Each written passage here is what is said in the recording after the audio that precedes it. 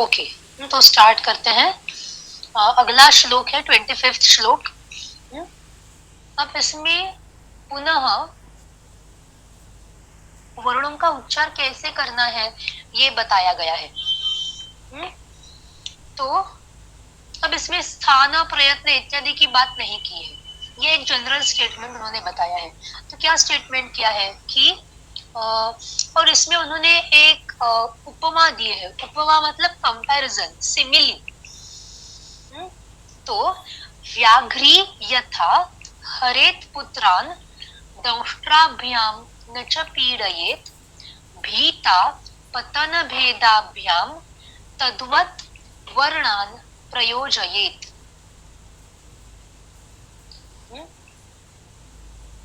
व्याघ्री यानी female tiger, tigress.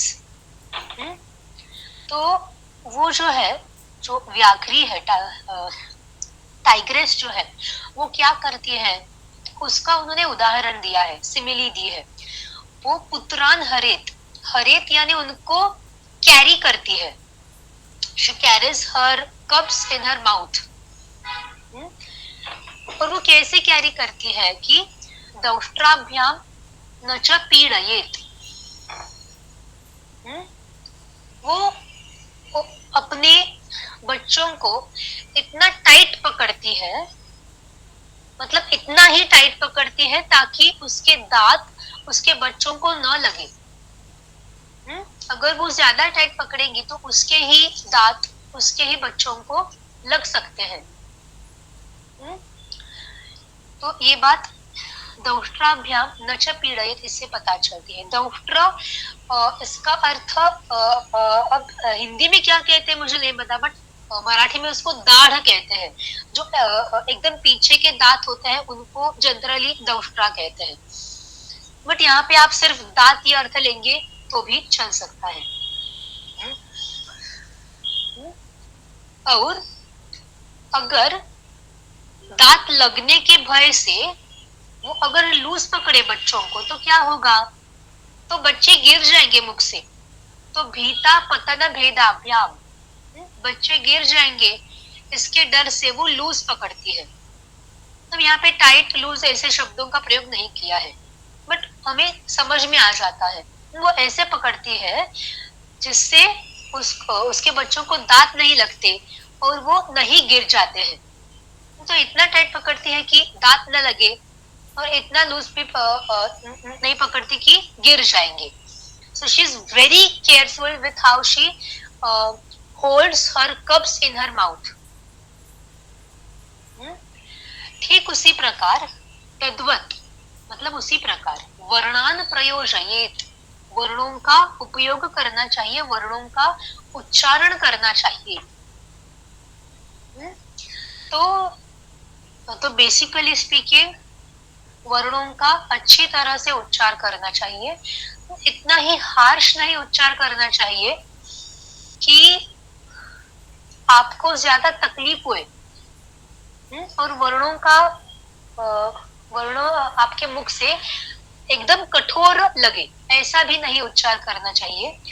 और इतना ही आराम से नहीं उच्चार करना चाहिए कि आप जो उच्चार कर रहे हैं वो सामने वाले को समझ ही नहीं आ सके। तो वर्णों का एकदम केयरफुली उच्चार करना है। ये सिंपल सा श्लोक है जिसमें ज्यादा दिमाग लगाने की आवश्यकता नहीं है। उच्चारण, स्थान, प्रयत्न इत्यादि नहीं दिया है, बस एक जनरल इंस्ट्रक्शन दिया है कि वर्णों को कैसे उच्चार करें। Not too hard, not too soft. समझ में आया? जी मैम, यस। ओके, आगे जाते हैं। 26वां श्लोक है। यथा सौराष्ट्रिका नारी तक्र इत्यभिभाषते एवं रंगाः प्रयोक्तव्याः खे अरा इव खेदया। अब यहाँ पे रंग एवं रंगाः प्रयोक्तव्याः, उन्होंने रंग वर्ण की बात यहाँ पर की है। रंग वर्ण यानी अनुनासिक वर्ण। रंग वर्ण यानी अनुनासिक वर्ण, बट एक विशिष्ट अनुनासिक वर्ण। तो वो देखने से पहले इसका ये देखते हैं, पहले लाइन में जो उन्होंने बताया है वो। अब यहाँ पर भी उन्होंने एक लौकिक उदाहरण बताया है। देखिए, जो शास्त्र होता है, जो साइंस होते हैं, शास्त्र अथवा साइंस, तो उनमें जनरली उस विषय की टेक्निकल बातें की जाती है, टेक्निकल टॉपिक्स डिस्कस करते हैं। तो अगर आप बायोलॉजी ले, जूलॉजी ले, कुछ भी ले, फिजिक्स ले, केमिस्ट्री ले, मैथमेटिक्स ले, तो उसमें उस विषय के जो टेक्निकल टर्म्स है उसी के बारे में चर्चा होती है। उसके अलावा आप किसी अन्य वस्तु की चर्चा नहीं करते, अथवा उसमें आप लौकिक उदाहरण भी नहीं लेते हैं। पर संस्कृत में जो शास्त्र होते हैं उसमें बहुत बार वो लौकिक उदाहरण भी लेते हैं। अब ये जो है वो भाषा शास्त्र है, फोनेटिक्स है, तो उसमें भी जैसे हमने 25वें श्लोक में देखा था, देखिए, व्याघ्री यथा हरित पुत्र, ये एक लौकिक उदाहरण है। लौकिक मतलब इन जनरल संसार में जो हमें दिखाई देता है उसका उदाहरण देना, उसका कंपैरिजन करना, उसका प्रमाण देना, it is also considered as प्रमाण। ओके, अब उदाहरणार्थ अगर आप ब्रह्म सूत्र शंकर भाष्य ले तो उसमें एकदम लॉजिकल डिबेट्स बनाए हैं, खंडन मंडन कहा जाता है। मतलब शंकराचार्य जी जो है वो ब्रह्म सूत्र में बताए गए जो ये है पॉइंट्स है वो एक्सप्लेन करते हैं, उनको प्रूफ करते हैं। और प्रूफ कैसे करते हैं? तो प्रूफ करने के विविध प्रकार है, विविध मार्ग है। जैसे आप वेदों का उदाहरण दे सकते हैं, भगवत गीता का उदाहरण दे सकते हैं, कोई पुराण का उदाहरण दे सकते हैं, रामायण महाभारत में से उठा के उदाहरण दे सकते हैं। और अन्य एक मार्ग है वो है लौकिक उदाहरण देना। लौकिक मतलब सामान्य संसार में जो कोई चीजें होती है उनका उदाहरण देना, और वो भी बहुत बार संस्कृत शास्त्र में वैलिड भी माने जाते हैं। हम शायद अब मॉडर्न साइंस में हम उनको प्रमाण नहीं मान सकते, पर संस्कृत में मात्र उनको बहुत बार प्रमाण माना जाता है। तो उसी प्रकार ये जो 26 श्लोक है उसमें भी उन्होंने एक लौकिक उदाहरण दिया है। अब ये उदाहरण क्यों है, उनको उच्चार कैसे करना है ये वो बता रहे हैं। किसका उच्चार? रंग का उच्चार। रंग यानी अनुनासिक वर्ण। पर कौन सा अनुनासिक वर्ण? तो नकार के स्थान पर संधि के कारण आने वाला जो अनुनासिक है उसको हम रंग कहते हैं। नकार के स्थान पर आने वाला अनुनासिक वर्ण अथवा अनुस्वार, अनुनासिक वर्ण कह सकते हैं अथवा अनुस्वार भी आप कह सकते हैं, तो उसको हम रंग कहते हैं। जनरली अनुस्वार जो होता है वो एक तो ओरिजिनली उस शब्द में होता है, जैसे हंस है, सिंह है इत्यादि, या फिर कभी कभी वो मकार के स्थान पर भी होता है, जैसे वनम शब्द है, वनम शब्द। तो यदि यही शब्द हमें वाक्य में लगाना है, जैसे रामः वनम गच्छति, तो रामः वनम गच्छति में वनम के मकार को अनुस्वार हो जाएगा। तो इस प्रकार के अनुस्वारों के प्रयोग हमने देख लिए हैं। पर ये जो रंग वर्ण यहाँ पे बताया है उसका संबंध नकार के अनुनासिक होने से है। और नकार को जब हम अनुनासिक बनाते हैं, अनुनासिक नहीं सॉरी अनुस्वार बनाते हैं, तो उसको हम अर्धचंद्र और टिंब ऐसा चिन्ह बनाते हैं, न कि सिर्फ डॉट, सिर्फ चिन्ह सिर्फ टिंब नहीं बल्कि अर्धचंद्र और डॉट बनाते हैं। ओके, और ये संधि के कारण होता है। ओके, उदाहरणार्थ अब इसमें उन्होंने सारे वैदिक उदाहरण दिए हैं, पर हम यहाँ पे एक लौकिक उदाहरण देखते हैं।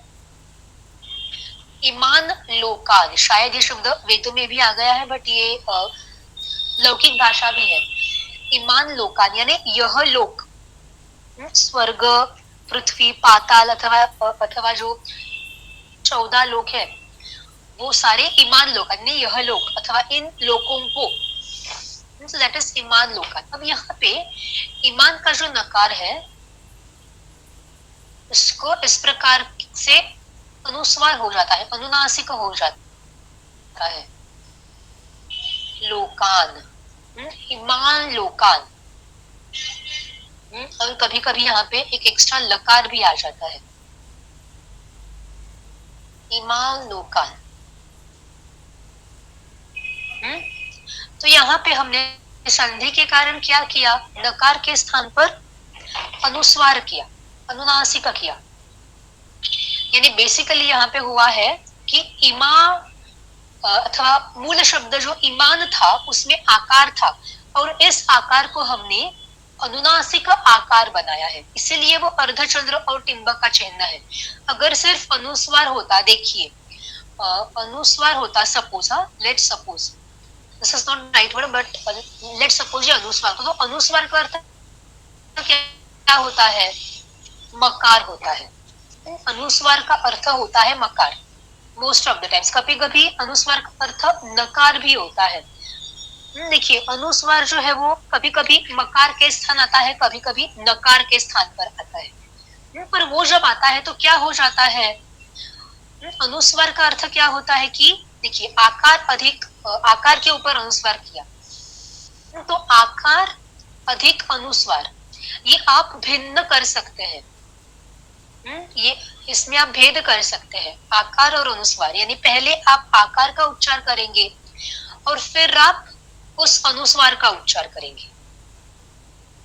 संस्कृत, तो संस्कृत में मैं पहले अकार का उच्चार कर रही हूँ और बाद में उस अनुस्वार का उच्चार कर रही हूँ।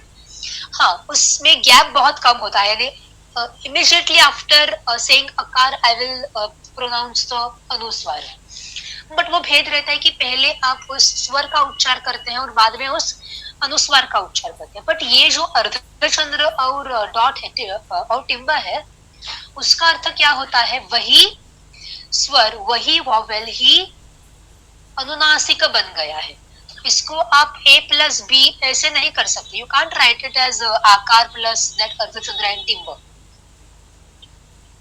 Okay, this is wrong. Okay, this becomes अनुनासिक वॉवेल, अनुनासिक स्वर बन जाता है। और ये जो होता है वो नकार के स्थान पर जब अनुस्वार आता है तब ये प्रक्रिया होती है। और इसको आप रंग कहते हैं, रंग। समझ में आया? जी ma'am. Ma'am just to paraphrase कि अगर अनुस्वार हो तो स्वर और अनुस्वार अलग हो सकते हैं, और अगर चंद्र बिंदु हो तो अलग हो सकते हैं। नहीं, अलग हो सकते हैं, ऐसा नहीं, अलग हो सकते हैं इन द सेंस पहले एक का उच्चार करते हैं आप, फिर बाद में दूसरे का उच्चार करते हैं, ऐसे।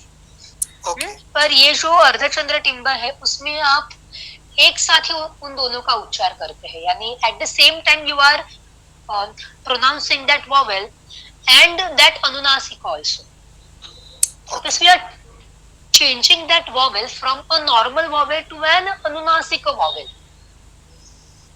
ओके, ईमान लोकान का ईमा लोकान हो जाता है, ईमा लोकान। सो मैंने से ईमा लोकान में एक ही बार में आकार का उच्चार कर रही हूँ और उसी समय उस अनुनासिक का उच्चार कर रही हूँ। बेसिकली मैं अनुनासिक आकार का उच्चार कर रही हूँ। और जब आप अधिक अनुस्वार होता है तो दैट इज नॉट अनुनासिक आकार, हम पहले आकार का उच्चार करेंगे और तुरंत बाद उस अनुनासिक का उच्चार करेंगे। समझ में आया? Yes ma'am. ओके, अब नकार जो है इसके विषय में थोड़ा सा देखते हैं, थोड़े से उदाहरण भी देखते हैं। अब ये नकार जो है उसके जब हम नकारांत शब्द का संधि बनाते हैं, तो जैसे हमने आई थिंक विसर्ग का हमने देखा था कि विसर्ग संधि के समय उसके 8 प्रकार हो जाते हैं। अष्टविधा गति ही विसर्जनीयस्य अथवा विसर्गस्य हमने देखा था। तो उसी प्रकार नकार जो है उसके भी संधि के कारण विविध हमें फल मिलते हैं, रिजल्ट्स मिलते हैं, आउटकम्स मिलते हैं। तो एक आउटकम है नकार का बन जाता है रेफ। नकार का रेफ बनना, उदाहरणार्थ अहन शब्द है, अहन शब्द। तो इस अहन शब्द को दूसरे अहन शब्द से जोड़कर हमें एक नया शब्द मिलता है, वो है अहह, सॉरी अहन, अहह नहीं, अहर अधिक अहर। अब यहाँ पे जो नकार थे उनके स्थान पर आया रेफ, अहर, and this is the ultimate word which we get, end result. अहर अहह, अहन यानी दिवस। फिर ऐसे बहुत सारे उदाहरण हैं, मैंने बस यहाँ पे एक उदाहरण दिया है, थोड़े कम उदाहरण है, मतलब एज कंपेयर टू अदर संधिज, बट है उदाहरण इसके। दूसरा है नकार का बन जाता है अनुस्वार। ये हमने अभी डिस्कस किया था। इसका उदाहरण है मन धातु है। जब आप इस मन धातु को क्रियापद में उपयोग करते हैं तो अमांस्व ऐसा एक रूप बन जाता है, अमांस्व। तो एज यू कैन सी मन के जो मन का जो नकार है उसका यहाँ पे अनुस्वार बना है। फिर तीसरा है नकार का हो जाता है लोप। यहाँ पर पुनः मन धातु लेते हैं। मन धातु को जब आप ती प्रत्यय से जोड़ते हैं तो शब्द मिलता है मति, मति। तो मन धातु को जब आप ती जोड़ते हैं तो यहाँ पे क्या हुआ है, मति शब्द में हमने नकार का लोप किया है, नकार को हटा दिया है, तो दैट इज लोप, नकार का लोप है। और चौथा जो है नकार का रंग वर्ण होना, यानी नकार को आप रंग बनाते हैं इस प्रकार। तो यहाँ पे नीचे कोई भी स्वर हो सकता है।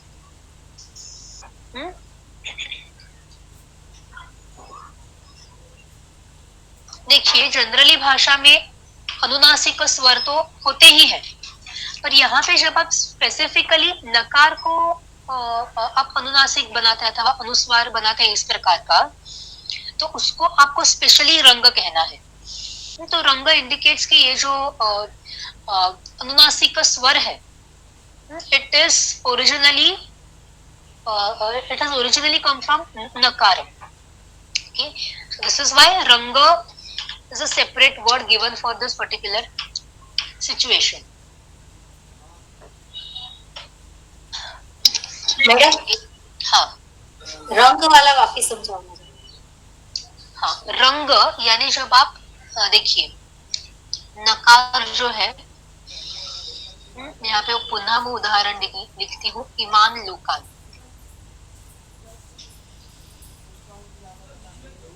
तो यहाँ पे आप नकार का क्या करते हैं, संधि के कारण नकार को उसके पहले आने वाले आकार में आप अनुनासिक रूप में मर्ज करते हैं। तो आप कोई भी अनुनासिक स्वर कैसे लिखते हैं, वो स्वर लिखते हैं उदाहरणार्थ अकार, उसके ऊपर अर्धचंद्र टिम्ब। तो यही हमने यहाँ पर किया है, यहाँ पर बस आकार लिया है हमने। तो ईमान लोकान, तो नकार को हमने पिछले आने वाले आकार के साथ इंटीग्रेट कर दिया है अनुनासिक रूप में, यानी उस आकार को हमने अनुनासिक आकार बना दिया है। तो इसको हम रंग कहते हैं। तो इमा में जो आकार अधिक ये है, आकार अधिक नहीं सॉरी अनुनासिक आकार है, उसको आप रंग कहेंगे। आप सिर्फ अनुनासिक, सपोज मैंने सिर्फ अनुनासिक आकार लिया रैंडमली, तो उसको आप रंग नहीं कह सकते। सिर्फ उसी अनुनासिक स्वरों को आप रंग कह सकते हैं जहां पर वो अनुनासिक वर्ण नकार के कारण आया है। तब भी आप उसको रंग Okay. कह सकते हैं. ओके, तो रंग is Okay, the ma'am. Outcome of नकार. Okay, okay thank you ma'am. अब आगे जाते हैं. अब यहाँ पर भी उन्होंने एक लौकिक उदाहरण दिया है. अब यहाँ पे यथा सौराष्ट्रिका नारी, सौराष्ट्रिका नारी. यहाँ पे एक तक्र, तक्र यानी ताक, बटर मिल्क, वो बेचने वाली स्त्री, वो बेचती है, यानी she is wandering from house to house बेचने के लिए. उसका दुकान नहीं है, वो यहाँ वहां घूम रही है ताक बेचने के लिए. तो वो क्या करेगी, तो वो चिल्लाएगी, शी विल शाउट. कैसे चिल्लाएगी, तो तक्र, देखिए वो संस्कृत बोल रही है, तो कैसे चिल्लाएगी, तक्र, ऐसे चिल्लाएगी. मतलब तक्र शब्द जो है वो आप नॉर्मली कैसे लिखते हैं, तक्र ऐसे ही लिखते हैं. ये नपुंसकलिंगी शब्द है, तो आप तक्रम ऐसे लिखेंगे, तक्रम. पर वो जो स्त्री है बेचने वाली, वो क्या बोल रही है, वो तक्र इतना ही बोल रही है, तक्र इतना ही चिल्ला रही है. बट वो चिल्लाते समय तक्र ऐसे नहीं बोलती, वो ऐसे नहीं चिल्लाती. वो कैसे चिल्लाती है, तक्र. वो जो अंतिम आकार है उसको अनुनासिक करती है. ओरिजिनली तक्र शब्द अनुनासिक नहीं है, पर वो अंतिम आकार जो है उसको अनुनासिक करती है और उसको थोड़ा सा एलोंगेट भी करती है, उसको लेंदन भी करती है. उसको कोई व्याकरण के नियम वगैरह नहीं पता, वो उसको वो जो तक्र ऐसा चिल्लाना है वो उसको नेचुरली आता है. तो उसका यहाँ पे उदाहरण दिया है. तो वो स्त्री सौराष्ट्र का, यानी सौराष्ट्र देश में रहने वाली जो स्त्री है, तो स्पेसिफिकली सौराष्ट्र बताने का कारण ये हो सकता है कि वहां के लोग नाक से उच्चार करते हैं कुछ विशिष्ट स्वरों का, इसलिए उन्होंने सौराष्ट्र का यहाँ पे स्पेसिफिकली उदाहरण दिया है. ऐसा एक एक्सप्लेनेशन हो सकता है. तो वो स्त्री जैसे तक्र इत्यभिभाषते. देखिए, अब इसमें भी आप उदाहरण देख सकते हैं कि आप नॉर्मल कन्वर्सेशन करते समय अलग, मतलब आप नॉर्मल बोलते हैं, पर जो स्ट्रीट वेंडर्स होते हैं जिनको सब्जियां बेचनी होती है अथवा कुछ कपड़े बेचने होते हैं, तो वो चिल्लाते हैं और वो अलग तरीके से चिल्लाते हैं.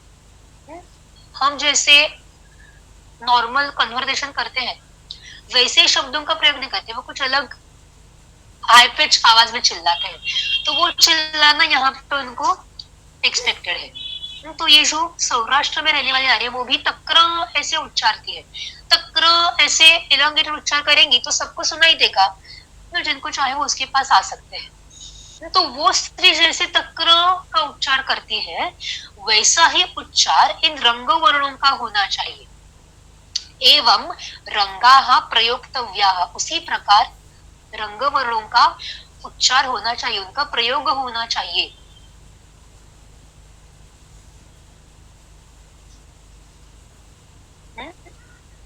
समझ में आया? Yes ma'am. तो तक्र में अब देखिए यहाँ पे तक्र ये उदाहरण देने का कारण ये भी एक है कि तक्र में ओरिजिनली वहां पे आकार जो है वो अनुनासिक नहीं है, बट विशिष्ट कारण से उसको अनुनासिक किया गया है. उसी प्रकार जब आप रंग वर्ण का प्रयोग करते हैं तो वहां पे मूलतः वो जो स्वर होता था, वो जो स्वर था वो भी अनुनासिक नहीं था, उसको हम अनुनासिक बना रहे हैं संधि के कारण. तो ऐसे ही आपको रंग वर्णों का उच्चार करना है. यहाँ पे उन्होंने एक उदाहरण दिया है, ये एक वैदिक वाक्य है, खे अरा इव खेदया. अब ये आधा ही वाक्य है, इसका पूरा अर्थ हमें हम नहीं समझ सकते, इसके लिए हमें वो सूक्त देखना होगा, कहाँ पर आता है वो देखना होगा. तो यहाँ पे खे अरा इव खेदया, तो यहाँ पे हमें सिर्फ अरा से हमें संबंध है. खे अरा इव खेदया, तो अरा इव यहाँ पे मूलतः था अरान अधिक इव. संधि के कारण नकार का हमने क्या किया, रंग किया। तो जैसे मैंने ऊपर ईमान लोकान का उदाहरण दिया था, वैसे उन्होंने ये बस एक उदाहरण दिया है जहां पे रंग वर्ण का प्रयोग हुआ है। तो इसके जैसे अन्य जो वेदों में उदाहरण है रंग वर्णों के, उनका भी उच्चार तक्र की तरह करना है। तो वो सौराष्ट्र में रहने वाली नारी जिस प्रकार तक्र का उच्चार करती है, उसी प्रकार खे अरा इव खे दया, ऐसे आपको रंग वर्ण का उच्चार करना है। समझ में आया? Yes ma'am. ओके, अब ये जो रंग वर्ण है वो मोस्टली वेदों में आते हैं, कुछ लौकिक में भी आते हैं, और बहुत कम उदाहरण है।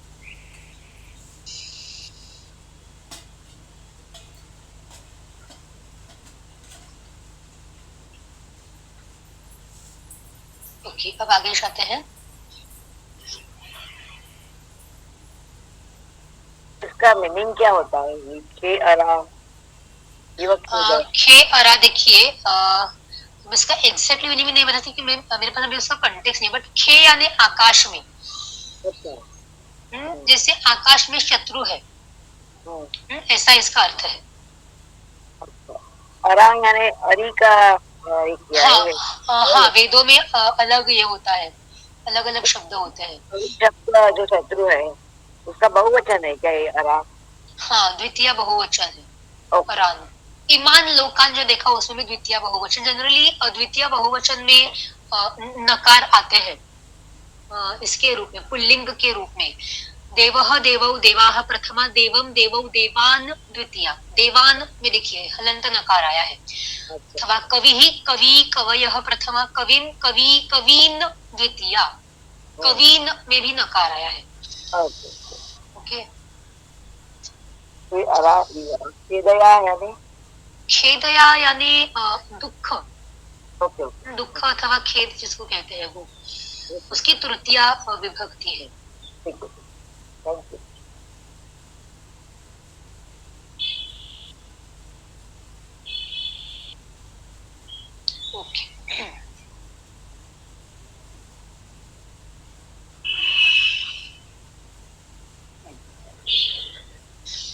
अब यहाँ पर एग्जैक्टली कैसे उच्चार करना है वो इसमें दिया है। रंग वर्णम प्रयुंजीरन नो ग्रसेत पूर्वमक्षरम, दीर्घ स्वरम प्रयुंजीयात पश्चात पश्चात नासिक्यम आचरेत।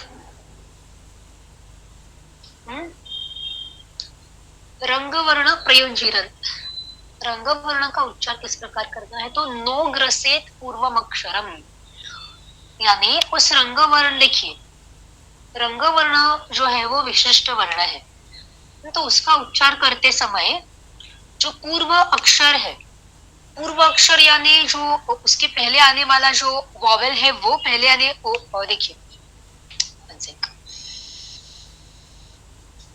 या तो ईमान का लेते हैं, ईमान, अथवा इसका अरा लेते हैं।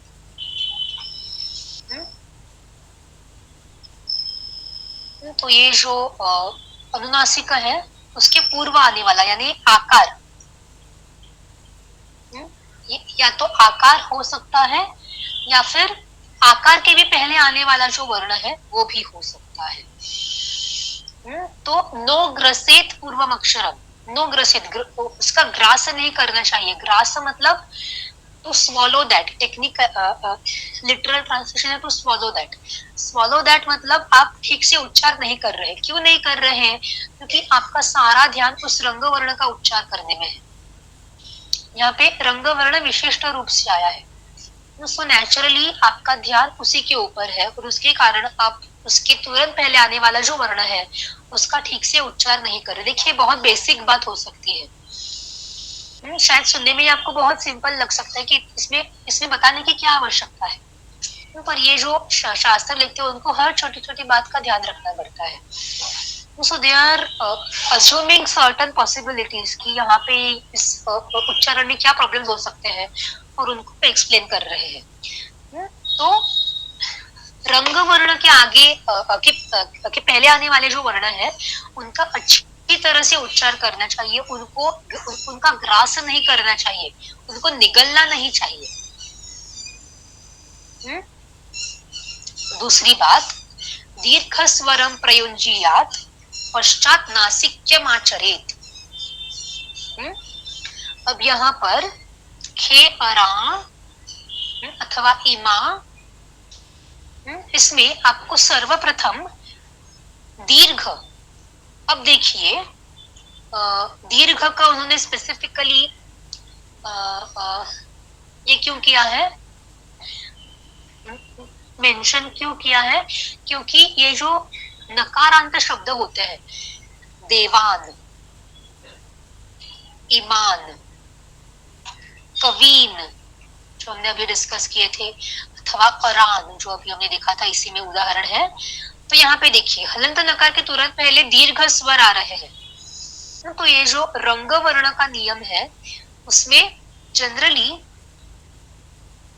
दीर्घ स्वर होता है और उसके बाद आने वाला नकार होता है, जिसमें दीर्घ स्वर के ऊपर आपको अर्धचंद्र टिंब का चिन्ह देते हैं, इसे यहाँ पर स्पेसिफिकली दीर्घ कहा है। तो दीर्घ वर्णम प्रयुंजीयात और पश्चात नासिक्यमाचरेत, यानी एग्जैक्टली कैसे उच्चार करना है, तो पहले आपको आकार का उच्चार करना है और उसके बाद आपको इसका उच्चार करना है, यानी दिस इज समवेयर बिटवीन। देखिए ये अनुनासिक आकार है, अनुनासिक आकार में आप कैसे उच्चार करते हैं, आ मतलब डायरेक्टली आप उसको अनुनासिक बनाते हैं, आ और सिर्फ अनुस्वार है तो इसका उच्चार कैसे होता है, समथिंग लाइक दिस, आम, ऐसे उच्चार होता है। पर ये जो रंग वर्ण है इट इज समथिंग बिटवीन अनुनासिक आकार और अनुस्वार सहित आकार। तो यहाँ पर आप आ का उच्चार करके तुरंत बाद इसका उच्चार करते हैं, इसका उच्चार सेपरेटली नहीं करते जैसे आम में होता है।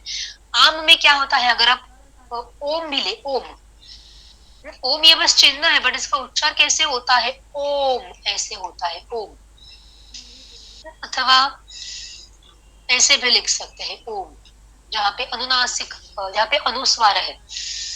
तो यहाँ पे स्वर अलग है और ये जो अनुनासिक है वो अलग है, बट यहाँ पे रंग वर्ण में वो जो दीर्घ स्वर है और जो अनुनासिक वर्ण है वो अलग नहीं है, बस उच्चार करते समय थोड़ा सा अलग करना है, थोड़ा सा ही अलग करना है। आ ऐसे तक्र, तक्र करते हैं, बोलते हैं तो कैसे होता है, आप तक्र बोलते हैं और तक्र के इमीडिएटली बाद आप उसको अनुनासिक बनाते हैं, तक्र। इतना मतलब इतना माइन्यूट गैप होता है, इतना माइन्यूट ट्रांजिशन होता है कि it might be mistaken for this thing, मतलब ऑलमोस्ट इसके जैसा उच्चार होता है, almost like this but slightly different. अनुनासिक का आकार का कैसे उच्चार करेंगे आप, ऐसे ही करेंगे बट रंग आकार का कैसे उच्चार करेंगे, तो मैं सबसे पहले आकार का उच्चार करूंगी और तुरंत बाद इस अनुनासिक वर्ण का उच्चार करूंगी। यही बात उन्होंने इस लाइन में कही है, दीर्घ स्वरम प्रयुंजीयात पश्चात नासिक्यमाचरेत। इसको देख के ये नहीं सोचना चाहिए कि ये भिन्न भिन्न है, अलग अलग है, जैसे आ और अनुस्वार अलग अलग है, वैसे नहीं है, बिल्कुल नहीं है। This is a part of आकार ओनली, बट आपको रंग वर्ण आपको भिन्न दिखाना होता है। अगर वो भिन्न नहीं होता तो मैं डायरेक्टली हम ये कहते कि ये अनुनासिक आकार है, इसीलिए रंग वर्ण जो है वो भिन्न बताया गया। It's pronunciation is somewhere between अनुनासिक आकार एंड अनुस्वार सहित आकार। आ, इमा, लोकान खे अरा इव खेदया। समझ में आया इसका उच्चारण कैसे हो रहा है? यस मैम, ये रंग वर्ण सिर्फ नकार के बाद ही अप्लाई होते हैं और कहीं मकार या और किसी? नहीं नहीं नहीं, रंग वर्ण ओनली फॉर नकार। ओके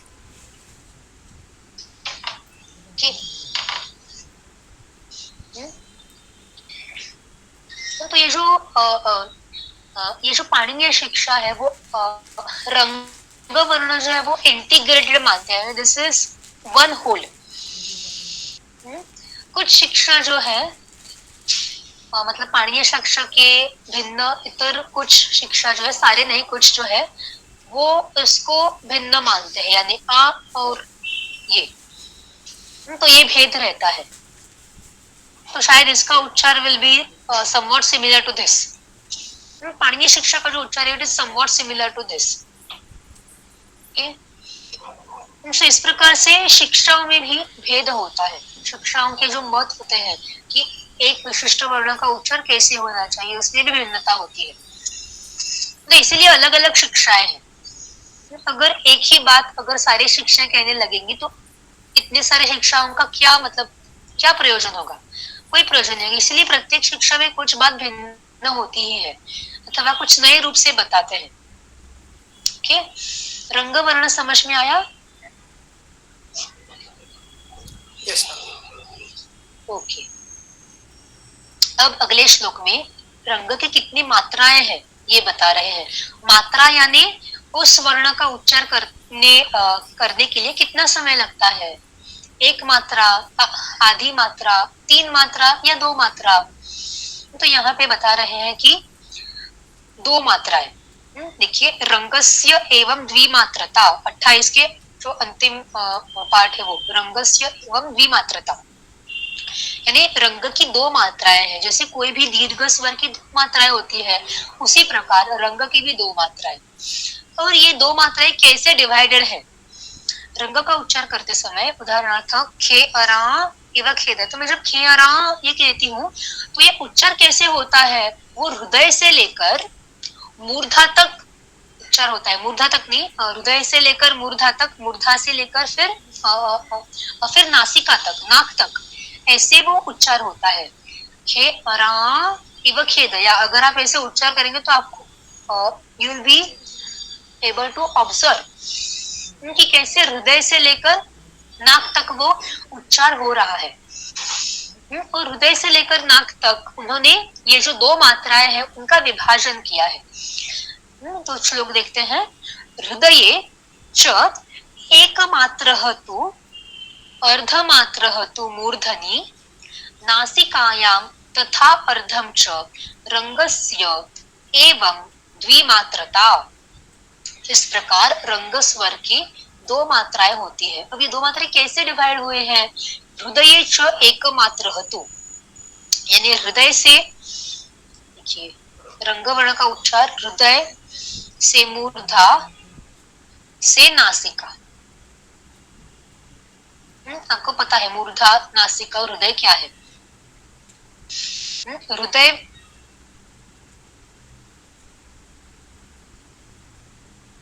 हृदय में एक मात्रा का उच्चार हृदय से होता है। फिर क्या कहा है? अर्धमात्रस्तु मूर्धनि, आधी मात्रा जो है उसका उच्चार मूर्धा से होता है। और बची हुई जो आधी मात्रा है नासिकायाम तथा ऊर्ध्वं च, उसका उच्चार नाक से होता है। खे अरा इव खेदया इमा लोकान। तो जब देखिए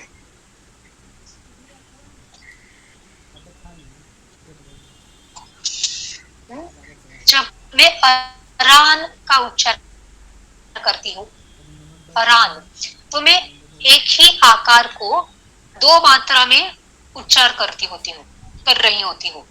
पर जब मैं इस प्रकार से रंग वर्ण का प्रयोग करती हूँ तो आपको 2 मात्रा में क्या फिट करना है? इन 2 मात्राओं में आपको आकार भी फिट करना है और आकार के साथ साथ जो अनुनासिका है वो भी फिट करना है। तो आकार का उच्चार कहाँ से होता है? तो कंठ से होता है, यहाँ पे उन्होंने डायरेक्टली हृदय ही बताया है, यानी स्टार्ट पॉइंट बताया है। आ आराम, तो आराम में एक मात्रा सिर्फ आकार के लिए डेडिकेट कर रही होती हूँ, एक मात्रा सिर्फ आकार के लिए, और बचे हुए जो एक मात्रा है वो अनुनासिक सहित आकार के लिए होती है।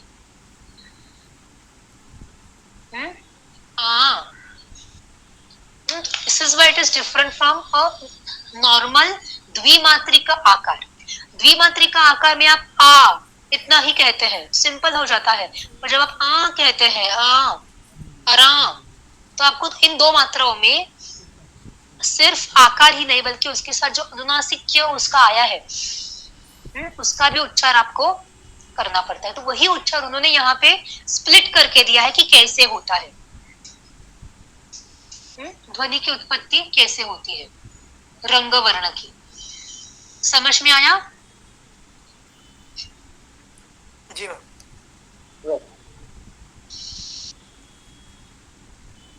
ओके, आगे जाते हैं।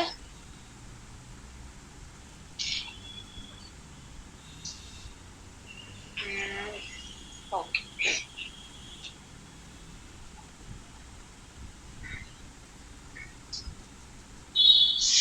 हृदयात् उत्करे तिष्ठन् कांस्येन सम अनुस्वरन् मार्दवं च द्विमात्रं च जघन्वा उ निदर्शनम्।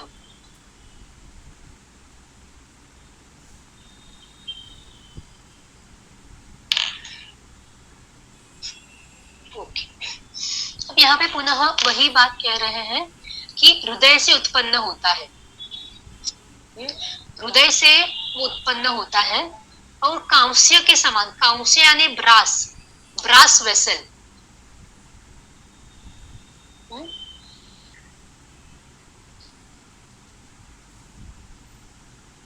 वन सेकंड, आई थिंक कांस्य का अर्थ कॉपर होता है, कॉपर या brass, I just check once. Okay, no madam, it is alloy. तो ब्रास होगा, brass is an alloy. Brass is a piston. या sorry, Piston brass is alloy होता है, it's या a so brass. It has to be brass then. Cast भी brass alloy ही है, वो एलिमेंट नहीं है, यानी it is a mixture of, लेकिन या राइट, तो ब्रास ही होगा। Yes, brass is an alloy, so brass ही होगा। पर यहाँ पे पॉइंट क्या है ब्रास कहने का कि अनुस्वरण, तो ब्रास को आप अथवा ब्रास वेसल को आप जब मारते हैं और उसमें से जो आवाज निकलती है तो उसी प्रकार वाइब्रेट होना चाहिए। मैडम सॉरी, हाँ, ब्रास अलग है और कांच भी अलग है, लेकिन कांच को दूसरा भले शब्द नहीं मालूम इंग्लिश में, नहीं, जनरली कांस्य को ब्रास से ही ट्रांसलेट करते हैं। ब्रास के वो दोनों अलग अलग है। हाँ, अलग ब्रास अथवा ब्रॉन्ज भी हो सकता है, कोई भी एलॉय। जी मैम, ब्रॉन्ज मेडल, कांस्य पदक, ब्रॉन्ज ब्रॉन्ज।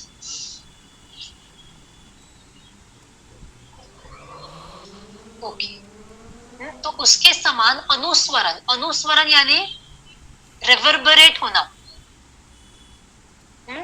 आपको वो आपके मुख के अंदर वो रिवर्बरेशन फील होना चाहिए।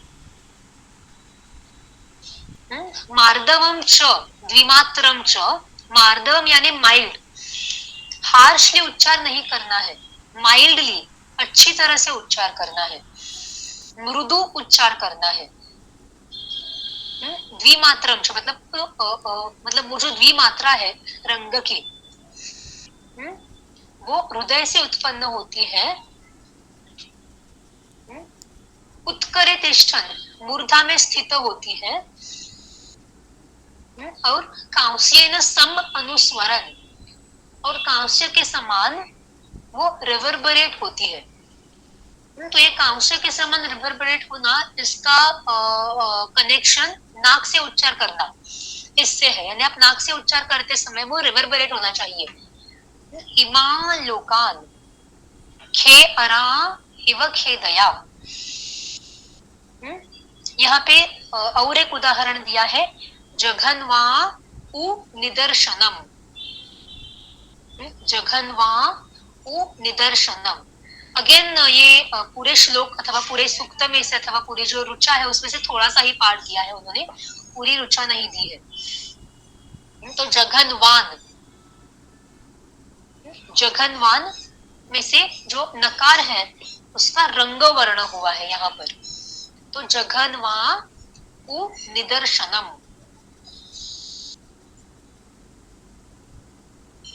ये एक और बस उन्होंने यहाँ पे उदाहरण दिया है।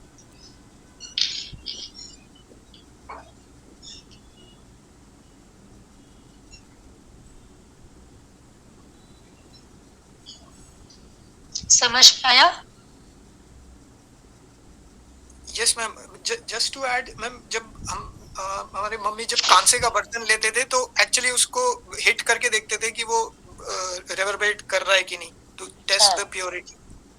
हाँ, अच्छा अच्छा, यस जी हाँ, तो वही रिवर्बरेशन यहाँ पर वो मेंशन कर रहे हैं।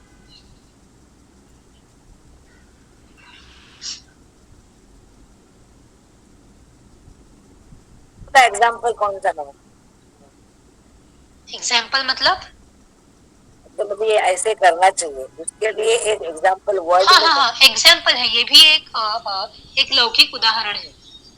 नहीं, कैन यू सजेस्ट एनी शब्द so that we can understand this? No, I didn't get your question. Can you just speak clearly? ये जो ऐसे ये मात्रा ऐसे उच्चारण चाहिए, कांसे के जैसे रिवर्बरेट होना चाहिए, वो उसके लिए कोई एक शब्द है क्या? तो हम समझ सकते।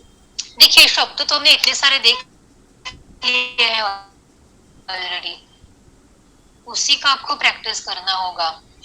रा, यही शब्द है, इससे भिन्न तो कोई शब्द नहीं होंगे। तो अरान जो है वही, हाँ यही शब्द है ना, जहाँ पे देखिए जहाँ जहाँ पे ये रंग वर्ण हुए हैं वही आपके उदाहरण है।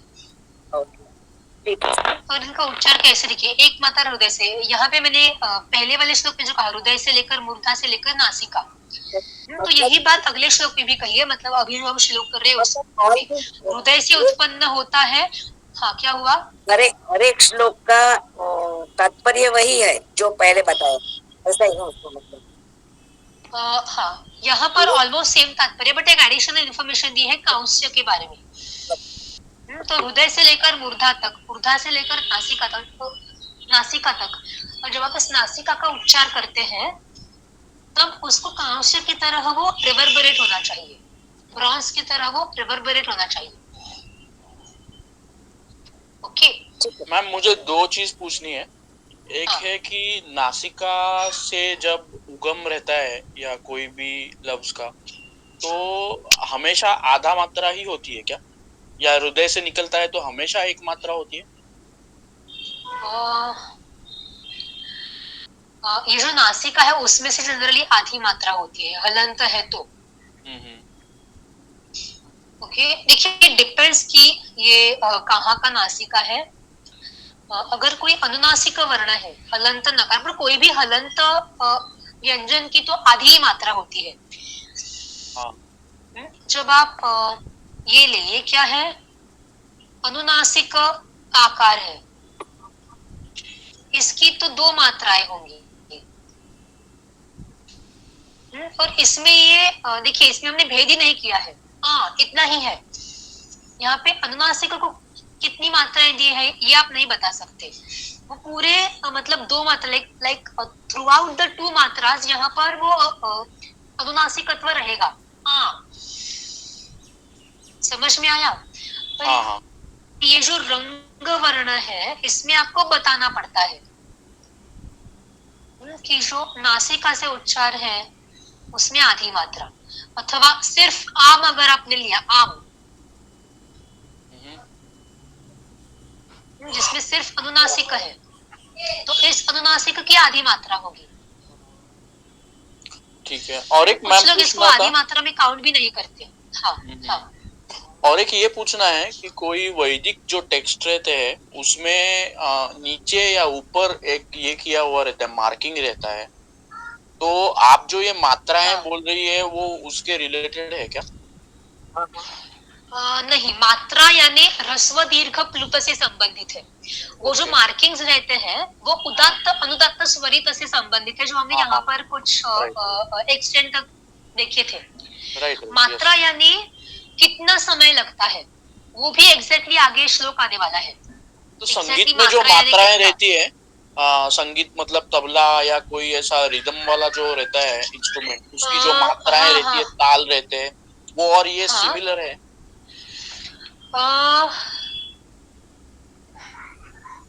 No, I don't think so, because वहां देखिए संगीत में जो मात्रा होती है उसमें एक मात्रा, दो मात्रा या तीन मात्रा वगैरह ऐसा बताया जाता है क्या वहां पर? हाँ, जाता है। तो फिर हो सकता है। आप मुझे कुछ उदाहरण दे सकते हैं या फिर कोई तीन ताल है मान लो, तो धा धीन धीन धा ऐसा है, तो हर एक का एक धा धीन धीन धा, हर एक लेटर का एक एक मात्रा बोलते हैं उसको, और टोटल ये 4 लेटर्स को 4 मात्रा बोलते हैं। ओके, तो वहां पर एक जो है उसको एक ही मात्रा काउंट करते हैं, राइट? हाँ, एक को आप 2 या 3 नहीं काउंट कर सकते अथवा आधी नहीं काउंट कर सकते, ऐसा है ना? हाँ, राइट, यस। हाँ, तो वहां पर इसका कोई संबंध नहीं होगा मात्रा का। वो एक्चुअली एक मात्रा का 4 डिवीजन हुआ, तो एक मात्रा में 4 बार वो ताल आया, ध तीन तीन, वो है। वो इस पे कुछ रिलेटेड नहीं है ऐसा? नहीं, लग नहीं रहा। 2 मात्रा मतलब, एक मिनट, मात्रा मतलब कितना समय लगता है उच्चारण करने के लिए, दैट्स इट। कम समय लगता है तो ह्रस्व, उससे ज्यादा दीर्घ, उससे भी ज्यादा प्लुत। तो ह्रस्व का उच्चार करने में 1 मात्रा, दीर्घ का उच्चार करने में 2 मात्रा, प्लुत का उच्चार करने में 3 मात्राएं, और व्यंजन जो है हलंत व्यंजन, उसका उच्चार करने में आधी मात्रा। थैंक्स। Okay, yes. और ये मात्रा की बात जो है वो आप लौकिक और वैदिक संस्कृत हर जगह यूज कर सकते हैं। मात्रा जो है वो बस एक एडिशनल इंफॉर्मेशन है, just background information for you to remember कि उच्चार कैसे करना है। पर ये जो स्वर है वो उस शब्द में, हर एक शब्द में आपको देखने पड़ते हैं कि स्वर कौन से है और क्या है, उदात्त है, अनुदात्त है, स्वरित है। So you have to be very actively involved in learning स्वराज। बट मात्रा का जो है वो आप एक बार सुन के आपको समझ में आ जाता है कि हाँ, ह्रस्व के लिए कम, दीर्घ के लिए उससे ज्यादा, प्लुत के लिए सबसे ज्यादा। ओके, आगे जाके वो पाणिनीय शिक्षा में हम सीखने वाले हैं कि मात्रा या एग्जैक्टली कैसे काउंट की जाती है, तो उसके लिए भी वो लौकिक उदाहरण देते हैं। जब हम वो करेंगे तब देख लेंगे। ओके, ठीक। आई थिंक अब हम यहाँ पे रुकते हैं कि अगला जो श्लोक है उसमें कंप के बारे में बात की है। कंप अगेन इज कनेक्टेड टू स्वरस, रस्व नहीं, सॉरी, उदात्त, अनुदात्त एंड स्वरित। तो उसके जो कॉम्बिनेशंस में से कंप की उत्पत्ति होती है, तो वो हम अगली बार देख लेंगे।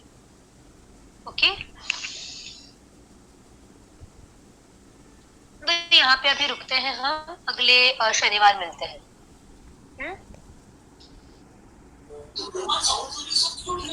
नमो नमः। नमो नमः। नमो नमः। नमो नमः।